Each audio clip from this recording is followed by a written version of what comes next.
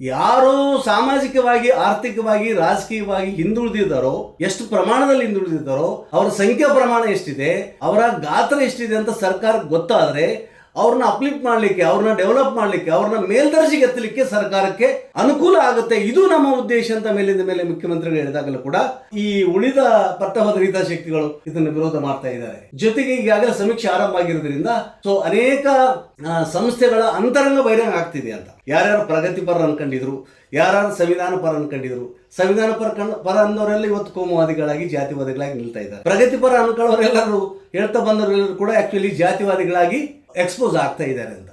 ಹಾಗಾಗಿ ಇಲ್ಲಿ ಒಂದು ಮುಖ್ಯವಾಗಿ ಸಮಸ್ಯೆ ಕಾಡ್ತಾ ಇದೆ ಅಂತ. ಈ ಸಮೀಕ್ಷೆ ಸಾಮಾಜಿಕ, ಆರ್ಥಿಕ, ಶೈಕ್ಷಣಿಕ ಇದು ಆಕ್ಚುಲಿ ಇದರ ಮುಖ್ಯವಾದ ತಿರುಳು. ಸಹಜವಾಗಿ ಇಂಥದ್ದೊಂದು ಸಮೀಕ್ಷೆ ಮಾಡುವಾಗ ನಿಮ್ಮ ಜಾತಿ ಉಪಜಾತಿ ಯಾವುದು ಅಂತ ಕೇಳೋದ್ರ ಜೊತೆಗೆ ಯಾವ ಧರ್ಮಕ್ಕೆ ಸೇರಿದ್ದೀರಿ, ಯಾವ ಧರ್ಮದವರು ಅಂತ ಸಹಜವಾಗಿ ಅಲ್ಲಿ ಕಲಂ ಇದೆ.